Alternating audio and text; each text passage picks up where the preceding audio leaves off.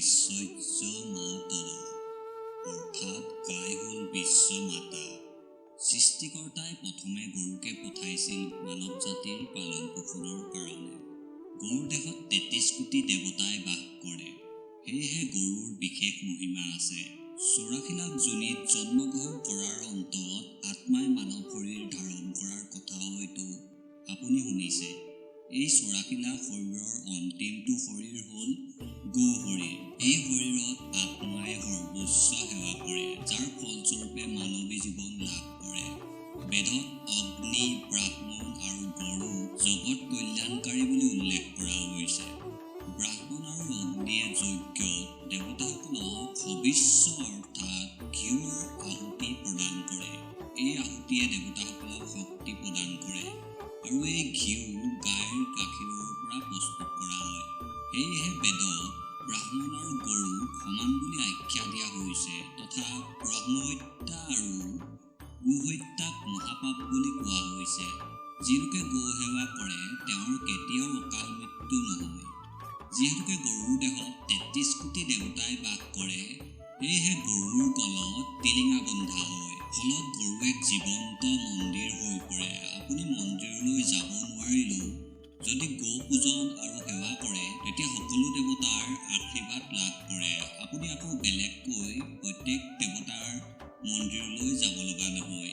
গৰুৰ শৰীৰত বাস কৰাৰ বাবেই দেৱতাসকলক গৌজাতা বুলি কোৱা হয়। গৰুক ভোক লগালে 33 কোটি দেৱতাক ভোক লগোৱাৰ নিচিনা ফলৰ প্ৰাপ্তি হয় আৰু ভাগ্যত থকা সকলো দুখ নিবাৰণ হয়। গৰুৱে আমাক পঞ্চগব্য প্ৰদান কৰে। সেয়া হ'ল দুগ্ধ, ঘৃত, মূত্ৰ, দধি আৰু মেহ। দুগ্ধ মানে গাখীৰ, ঘৃত মানে ঘিউ, মূত্ৰ মানে মূত, দধি মানে দৈ আৰু মেহ মানে হৈছে গোবৰ। এই সকলোকে অমৃততুল্য বুলি কোৱা হৈছে। গাখীৰ, ঘিউ আৰু দৈ হ'ল উত্তম আহাৰ। বালকৰ পৰা বৃদ্ধলৈকে সকলোৱে ইয়াক গ্ৰহণ কৰিব পাৰে। ই অকালৰ সময়তো আমাৰ ৰক্ষণ কৰে।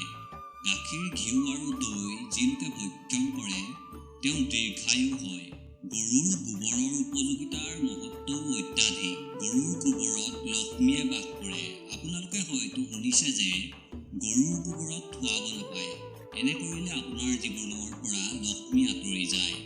এই গৰুৰ গোবৰে তৰুতীৰ্ণৰ উত্তম উৎপাদৰ কাম কৰে। অতীজৰে পৰা গৰুৰ গোবৰেৰে গৃহৰ বেৰ আৰু মজিয়াবোৰ লিপা হয়। এনে কৰিলে বাতাবৰণৰ শুদ্ধিকৰণ হয়। হিন্দু ধৰ্মগ্ৰন্থসমূহত গোমূত্ৰক গংগাজলৰ সমান বুলি কোৱা হৈছে। সেয়েহে বিভিন্ন প্ৰকাৰৰ শুদ্ধিকৰণ, পাপৰ প্ৰায়শ্চিত্ত আৰু চুৱা আদিত গোমূত্ৰৰ উপয়োগ কৰা হয়। আদিম কালৰে পৰা মানৱ সভ্যতাৰ পালন পোষণত গৰুৱে অৰিহণাই যোগাই আহিছে। এই গোজাতিৰ উৎপত্তি হৈছিল সমুদ্ৰ মন্থনৰ সময়ত। সমুদ্ৰ মন্থনৰ সময়ত 14 ৰত্নৰ ভিতৰত অন্যতম কামধেনু গাইৰ উৎপত্তি হৈছিল। কামধেনু শব্দৰ অৰ্থ হ'ল কাম মানে ইচ্ছা, ধেনু মানে গাই অৰ্থাৎ ইচ্ছা পূৰ্তি কৰা গাই। দেৱতাসকলে এই গাইক গ্ৰহণ কৰিছিল। পিছত জগত কল্যাণৰ হকে এই গাই ঋষিমুনিসকলক দিয়া হৈছিল যজ্ঞ দি কৰ্ম সম্পাদন কৰিবলৈ। এবাৰ কাশ্যপ মুনিয়ে এক ডাঙৰ যজ্ঞৰ আয়োজন কৰিলে আৰু সেই যজ্ঞৰ পূৰ্তিৰ হকে বৰুণদেৱৰ পৰা কামধেনু গাই মাগিলে। তেতিয়া বৰুণদেৱে ক'লে, কামধেনু হ'ল দেৱতাসকলৰ সম্পত্তি। এই গায়ে সকলো ধৰণৰ ইচ্ছাৰ পূৰ্তি কৰে। মই এই গাই আপোনাক অলপ সময়ৰ কাৰণে দিছোঁ, কিন্তু যজ্ঞ সম্পন্ন হোৱাৰ অন্তত আপুনি এই কামধেনু পুনৰ দেৱতাসকলক ঘূৰাই দিব লাগিব। কাশ্যপ ঋষি মান্তি হ'ল। কামধেনুৰ সহায়তাত তেওঁ যজ্ঞ সুকলমে সম্পন্ন কৰিলে। কামধেনুৰ অদ্ভুত দৈবিক শক্তিত মোহিত হৈ কাশ্যপ ঋষিয়ে সেই কামধেনুক নিজৰ আশ্ৰমতে ৰাখিলে। সময় বাগৰি গ'ল, কিন্তু তেওঁ কামধেনু দেৱতাসকলক ঘূৰাই নিদিলে। তেতিয়া বৰুণদেৱে প্ৰকট হৈ কাশ্যপ ঋষিক নিজ প্ৰতিশ্ৰুতিৰ স্মৰণ কৰালে। কাশ্যপ ঋষিয়ে উপহাস কৰি ক'লে, এই গাই মোৰ সম্পত্তি। এবাৰ ব্ৰাহ্মণক দান দিয়াৰ পিছত সেই দান যে ঘূৰাই ল'ব নাপায় তুমি নাজানা নেকি? এতিয়াৰ পৰা দেৱতাসকলৰ কামধেনুৰ ওপৰত কোনো অধিকাৰ নাই। এতিয়াৰ পৰা এই কামধেনু মই পালন কৰিম। তেতিয়া ক্ৰোধত বৰুণদেৱে কাশ্যপ মুনিক অভিশাপ দিলে যে তোমাৰ যদি ইমানেই গো পালনৰ প্ৰবল ইচ্ছা আছে তেন্তে তুমি গোৱালা হৈ এই পৃথিৱীত জন্মগ্ৰহণ কৰিব লাগিব। এই অভিশাপৰ ফলস্বৰূপে কাশ্যপ মুনিয়ে নন্দৰূপে এই পৃথিৱীত জন্মগ্ৰহণ কৰিছিল। নন্দ আছিল কৃষ্ণৰ পালিত পিতৃ। এবাৰ অযোধ্যাৰ ৰজা দিলীপে দেৱতাসকলক লগ ধৰিবলৈ স্বৰ্গলৈ গৈছিল।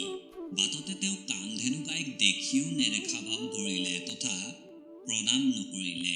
এই কথাত অপমানিত অনুভৱ কৰি কামধেনুৱে ৰজা দিলীপক উত্তৰহীন হোৱাৰ অভিশাপ দিলে।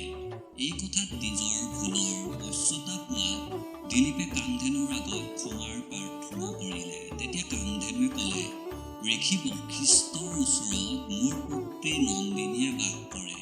তুমি যদি মোৰ পুত্ৰী নন্দিনী নিজৰ সেৱাৰ দ্বাৰা সন্তোষিত কৰিব পাৰা তেন্তে তুমি এক তেজস্বী পুত্ৰ সন্তান লাভ কৰিবা। কথামতে ৰজা দিলীপে বশিষ্ঠক সকলো কথা জনায় আৰু নন্দিনী গাইৰ সেৱা কৰাৰ ইচ্ছা প্ৰকাশ কৰিলে। বশিষ্ঠই দিলীপক নন্দিনী গাইৰ সেৱাৰ সুযোগ প্ৰদান কৰিলে। অযোধ্যাৰ ৰজা দিলীপ গৰখীয়া হৈ পৰিল। তেওঁ নন্দিনী গাইৰ খুব সেৱা সৎকাৰ কৰিব ধৰিলে। এদিন বনত গৰু চৰাই থাকোঁতে হঠাৎ এটি সিংহই নন্দিনীৰ ওপৰত আক্ৰমণ কৰিলে আৰু নন্দিনীক খাবলৈ বুলি ডিঙিতে ধৰিলে। অতি প্ৰয়ত্ন কৰিও ৰজা দিলীপে সেই সিংহটো এনে কৰাৰ পৰা ৰখাব নোৱাৰিলে। তেতিয়া দিলীপে নিৰুপায় হৈ সিংহৰ আগত নন্দিনী গাইৰ বদলি তেওঁকে ভক্ষণ কৰিবলৈ সেই সিংহটোক অনুৰোধ কৰিলে। তেওঁ আত্মসমৰ্পণ কৰি সিংহৰ আগত আঁঠু কাঢ়িলে। তেতিয়া লগে লগে সেই সিংহ অদৃশ্য হৈ গ'ল। আচলতে নন্দিনী গায়ে ৰজা দিলীপৰ পৰীক্ষাহে লৈছিল। দিলীপৰ ওপৰত সন্তোষিত হৈ নন্দিনীয়ে দিলীপক এক তেজস্বী পুত্ৰৰ পিতৃ হোৱাৰ আশীৰ্বাদ দিলে। এই আশীৰ্বাদ স্বৰূপে দিলীপৰ ৰঘু নামেৰে এটি প্ৰতাপী পুত্ৰৰ জন্ম হ'ল। দিলীপৰ মৃত্যুৰ পিছত ৰঘু অযোধ্যাৰ ৰজা হ'ল। এই ৰঘুৰ নামেৰেই ৰঘুবংশৰ উৎপত্তি হৈছিল। এই ৰঘুবংশতেই শ্ৰীৰামে জন্মগ্ৰহণ কৰিছিল। সেয়েহে শ্ৰীৰামক ৰাঘৱ বা ৰঘুনন্দন বুলিও কোৱা হয়। ইয়াৰ পাছত বিষ্ণুৱে শ্ৰীকৃষ্ণ অৱতাৰ ল'লে। তেওঁ নিজ পিতৃ নন্দৰ নিচিনাকৈ গোপালক হৈছিল। সেয়েহে তেওঁৰ আন এটা নাম হ'ল গোপাল। শ্ৰীকৃষ্ণই সুৰভি নামৰ এক গাইৰ উৎপন্ন কৰিছিল। স্বয়ং ভগৱানে গোসেৱাৰ মাধ্যমেৰে জগতত গৰুৰ মহিমাৰ কথা প্ৰচাৰিত কৰিছিল। শ্ৰীকৃষ্ণই গৰু চৰাই উভতি অহাৰ সময়কে গধূলি বুলি কোৱা হয়। গধূলি মানে গৰুবোৰ চৰাই অহাৰ সময়ত গৰুৰ খুৰাৰ পৰা যি ধূলি উৰে এই সময়কে গধূলি বেলা বোলে। এই সময়ক অত্যন্ত পবিত্ৰ মনা হৈছে। এই সময়ত সকলো প্ৰকাৰৰ মাংগলিক কৰ্ম আৰু পূজা কৰা হয়। এই গধূলি সময়ত গৰুক ভোগ লগোৱা লোকে পৰম পুণ্যৰ প্ৰাপ্তি কৰে। এই সময়ত শ্ৰীকৃষ্ণৰ গৰখীয়া বালকৰূপী স্বৰূপক পূজা কৰা লোকৰ সকলো ধৰণৰ দোষ আঁতৰি যায় আৰু তেনেলোকৰ লক্ষ্মীৰ প্ৰাপ্তি হয়। আজিৰ খণ্ডটিত আমি গো মহিমাৰ বিষয়ে জানিলোঁ। আজিৰ খণ্ডটিত উল্লেখ কৰা কামধেনুৰ পুত্ৰী নন্দিনীৰ মুহতেই বিশ্বামিত্ৰ ৰজাৰ পৰা ব্ৰহ্মৰ্ষি হৈছিলগৈ। আমাৰ পৰৱৰ্তী ভিডিঅ'ত আমি বিশ্বামিত্ৰ কেনেকৈ ব্ৰহ্মৰ্ষি হৈছিল তাক জানিম। আশা কৰোঁ আজিৰ খণ্ডটো চাই আপুনি ভাল পালে।